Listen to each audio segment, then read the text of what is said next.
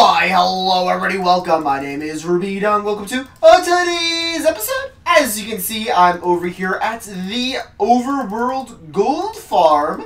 That is because I want to do a little bit of refinement in today's episode. And you may be wondering, what do you mean you're going to be doing some refining? Well, if I just do a little look around, even if it's not that good of one, you'll be able to notice there's quite a bit of unrefined things all around this base. So, what I'm primarily talking about here is just looking around.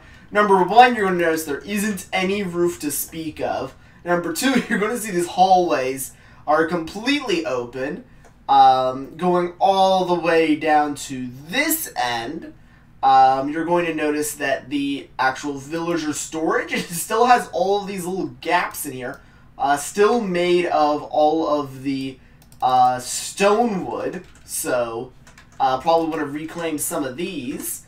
But going around all of these little things here, this place is completely unrefined. So what I want to do in today's episode is go along around this base and actually put in the walls and the actual ceilings for all of these little pathways I have. For example, this pathway has nothing. There isn't even walls here. It's not even a complete floor. This needs to be finished up over here. This hallway over here. This also is unfinished. This actual lobbyway above the passive mob farm needs to be finished. I kind of want to get at least the walls up. And also this area here in particular. This needs some refinement real bad. This is just a glass walkway and is one of my major ways of getting into the second floor of my base. So, really needs a much larger refinement here.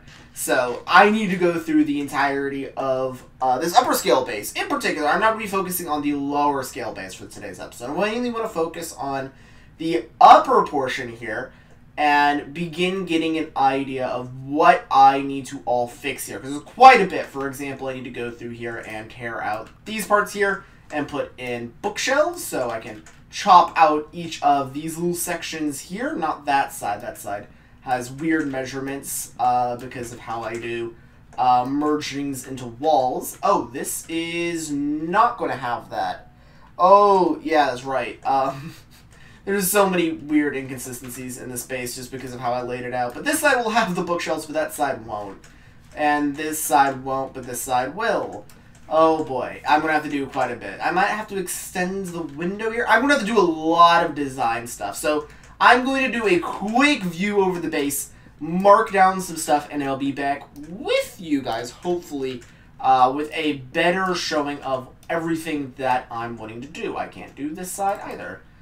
So I'll finish up with marking out everything I want to be doing and get right back with you guys. Alright, I've done some work on the up top there, and I decided to go for an angle that we don't really get to see too often, and it gives a good perspective of what I've been working on in the last few episodes, because I really do actually get to see this angle. By the way, I'm at the border of the torch grid. The torch grid ends right over there, I think. Yeah, about right there. So I'm on the edge of the torch grid functionally. So, but looking up there, I have done the bridge. I have put some of the pillars in. I put the windows and the walling up around the actual gold farm up there. I decided to begin construction of the bridge there. You also can see the whole villager constructs that I've been making over the last few episodes. But that isn't all I was doing in between takes here. I need to swim all the way back over. Probably need to refine getting over to this area here. Probably also going to wind up expanding my base in that direction. Also haven't gotten rid of this yet. One day I'll work on that project. One day. But if I run all the way on the underneath here, then I can show you what I was working on. And we'll also get another good angle from this bridge about what I built. In which case, you can see the large bridge going all the way over to the top of the iron farm. So that is now accessible. I probably want to put some more stilts in, but that will go into the sugarcane farm. So I'm still debating on whether I want to put stilts in at that area or not. So, if I run all the way down here, I can get all the way over to the elevator for the passive mob farm. So jump in here, I can swim all the way up, go through the organizer. It gets really slow at this part. Probably want to actually fix that at some point, I'm sure, but that's an issue for later me. But if I get all the way up here, you can see the changes that I made. So, popping up over here, we can see the little bit of a intersection that I built. So I can go down this way, and I can build extensions going off in these three directions. I'm probably not going to do anything like this unless it's a super long bridge, in which case it would want to connect over to that area over there, in which case I'm going to build that up, construct that there, and then an elevator down. It's probably going to be what I'm doing for that part. But this direction, there just isn't a thing I can do this direction. So the most I'll probably do here is a window, so that way I can look over the large area. Hey, you actually get to see the end of the torch grid right around there. Probably should expand my torch grid at some point, in which case you can see it over there. I'm talking about my torch grid a lot this episode. It was a lot of work I've done, and I haven't expanded in a long time, so I probably should redo that. Extend it all the way out to actual world view. Probably should do that. But, anyways, I also, going all the way through over to here, get old moms, you can see I have finished up the bridge here. I need to put in the actual roofing for this area, and I need to figure out what I'm doing for this area here. But I only have one stilt left to do, in which case I had to do something very interesting for these stilts. They're connecting to the mushroom farm. That's what this is down here. So it's a little bit of an interesting situation going on down here.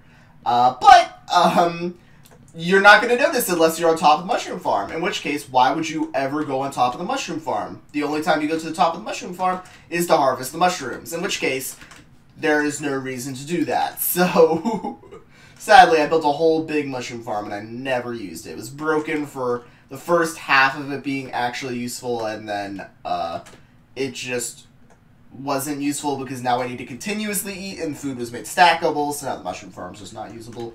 But I also did the up top area around here, so as I walk around here, we'll get all of the glass viewings and walls. I left all the pillars in here because I'm still debating on whether I want to have it extend out with a pillar or I want to make the wall flush with bookshelves. I'm probably going to extend out with a pillar because I think that will add some depth to the room that the room really does need. Because I honestly think it looks better with the indents in the walls here than if I put bookshelves in. So I'm probably just going to keep it, try to put in the extended walls like this.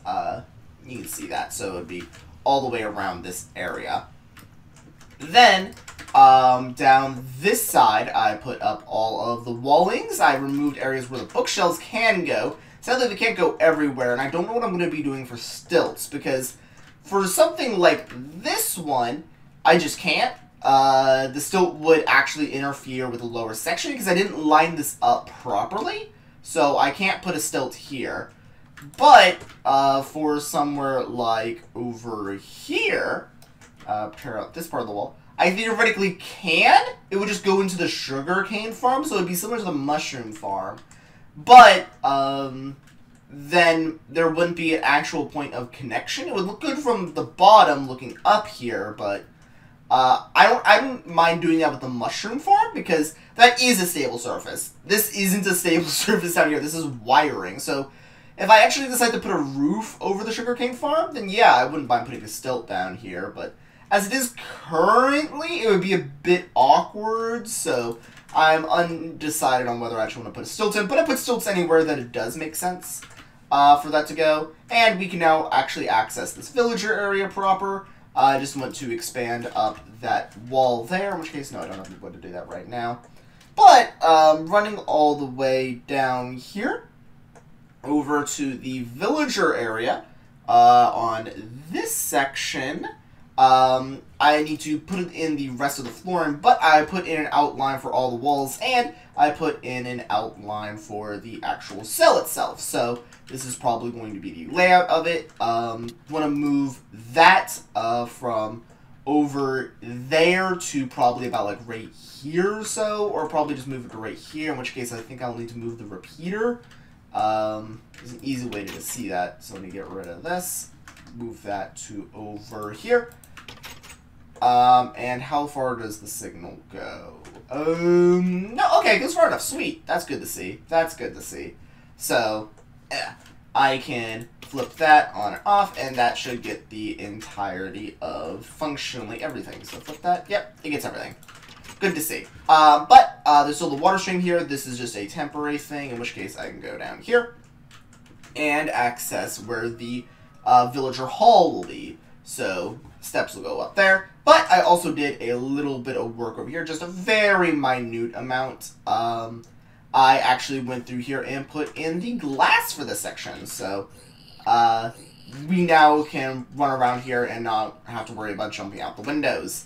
But I still need to do the upper level, which I probably am going to do be focusing on for the rest of the episode, because I kind of want to get this room done now. I got the main intersection done up top, outside of up there, but I want to get this done. Let me grab all this random wood that's laying on the ground. But all of the intersection up there, outside of a few exceptions, is done. I probably want to get the rest of the walling up done over there. But this section is so close to done that I kind of want to just finish it up for this episode. And, more importantly, light it up. Because I don't know if you guys notice, I get to see it a whole bunch, but a whole bunch of mobs spawn in this section. And I kind of want to get rid of that. So, probably going to wind up fixing that here in a second. So, I'm going to fix up this section here real quick, and I'll be right back with you guys. Alright, I have done some more completion on the furthest intersection. This is quite a long base, as you can be able to tell. It's getting quite significant in its length. But, as I go in here, pick up a gold nugget, I have now completed the actual interior of this section, which is real nice. I'm not going to be absolutely bombarded with mobs constantly now. So this goes all the way up. I got the pillars in, I got the actual windows and the actual torches lit up for this whole area, so no monsters can spawn. One thing I do desperately need to figure out for this base, though, is how I'm going to light up this area. I'm probably going to put, like, a pillar or something, but there's no way to make it even, so I might have to do, like, a double-up pillar here in the center, and then put the torches around that, and I think that should be good to cover this area. It's really difficult to actually light this base. I designed it a little too big and a little too open, so now there's no good way to actually light up certain sections of this. I also need to go through and put in the actual resources for this area, because I need to put in the chests, the furnaces for the under area of this. I need to basically go through and complete a lot of these intersections, because I built these intersections and haven't actually put in the resources for them yet, so probably should go ahead and do that. Ooh, more nuggets. By the way, this gold farm works real well when you're actually within range of it. When you're not within range of it, it works very badly. So, unsurprising knowledge there, but a little bit of heads up on that. So probably going to go through some of these intersections I've built here and actually put in the proper resources, particularly this intersection. I'm going to go back around over to the main base and grab some chests and some furnaces, so that way I actually can put those in for that area, for example. Put in the gold and the rotten flesh. I want to go to this chest and grab some chests, which I don't have in this chest. That is a very minor problem. I need to grab some wood then. I've been going through my wood as if it is endless. And craft up a whole bunch of chests here. Then I need to go through and grab my furnaces. Nope, not like that. I am completely messing this up. Okay. Got some chests, and on the far end here, I need to grab some furnaces. Right here. Not a whole lot of them, in which case I need to craft some more. 4 stacks should do it. Actually, wait a second. Do I want furnaces? That's a good question. Let me grab this iron. Welcome, by the way, a little bit of an insight of how I have to manage my base. I have to run around, pick up things every once in a while because they're just kind of sitting around. Go to a chest, dump them all off, look at the next thing, make sure that's picked up. I have to go a little bit out of the way for this one because it's sugarcane. I try to pick that up anytime I pick up the iron. Just so that way I'm building up a good stock of the stuff, which I am. I need to trade that soon, but I'm still trying to get a good villager that actually has a last end paper trade. I've, so far on my villager situation, have gotten a little bit stuck, so it's a little bit of an annoyance. But now that I'm thinking about it, when I put these chests in at this intersection, so this should be a very quick insert, so there, nope, there. For this, I could probably put in a chest there just to fill in that gap. Then here again, here, and here. So that's probably going to be how this is done, and then I'm probably going to want to put some of the other things that I have. So, for example, I have a brewing stand over at the main intersection that's just kind of randomly sitting there. So I probably want to go grab that and put that in this area because I think that will be a lot better suited along with, I think the ender chest probably should be moved as well. This was kind of, once again, I didn't design for an ender chest to go there, so I probably should move that. Then I probably should, like, there's a whole grouping of things here. Yeah, so there's this, then remove this, then remove this, then remove that. And insert these 4 things in that intersection, in which case there actually is 4 slots to put that. If I remember correctly, if I run all the way back down this direction, I should actually be able to get all of that nice and inserted. Push my swiftness. Sure, let's drink that up. So I can put all that in. It's not like I'm going to use it any other time. So, like that, and then on the opposing end, like that, and then put in this over here, and then on this end over here. And does that look good? I think that looks good. In which case, that's going to be how I'm going to be handling that. And then I want a little bit of a thing here and over here. In which case, I probably should begin storing my gold in this area because I feel this would be a lot better for actual storage of that kind of stuff because I have to run all the way over to my main base to do it. I also can begin storing leather and beef in here. I can begin storing the wool over here. Just kind of like a mini intersection opposed to my main intersection down here. This place does not look as good, though. These kind of random strips are here simply because of how I built the thing. I didn't design for this to be used as an under intersection. There's also a wooden ceiling, which is very inconsistent with the rest of the base. I have so many problems with this intersection. I need to fix it. But anyways, guys, that's going to be doing it for today's episode. I wanted to do a whole bunch of work between shots there and a little bit of off camera. Sadly, the internet at my place has been very shaky. I had a hard time uploading last episode because of it, and it's still continuing into this week's episode, so hopefully I can get this episode out alright. It's just been a whole trip. So hopefully everything will continue as normal. But that is going to be doing it for today's episode, so I hope you did enjoy. I hope, if any of you guys have any ideas of things you want to see me doing in this series, I hope you comment that down below. Let me get the last of these zombies. There we go. Punch that out, and throw away that, and nope, it fell down here. That's a shame. And boop, boop, boop. Put that on. There we go. But anyways, guys, I hope you had enjoyed today's episode. I guess I can show you a little bit of the steps I do in the process of the XP farm because now I killed all the zombies. Time to go up, grab myself a diamond pickaxe and enchant it. And hopefully, after this last little bit of enchanting, I will have enough picks that I can begin the big dig. I've already got all my resources nice and prepped for it, so hopefully that will be good. But that won't be on today's episode. That will have to be on another one. So I hope you did enjoy today's episode. If you have any ideas of projects you see me be doing here in the future, I hope you leave that down here below. But anyways, that's going to be doing it for today's episode. I hope you enjoyed. See you guys in the next one. So long. See ya. Bye. I choked.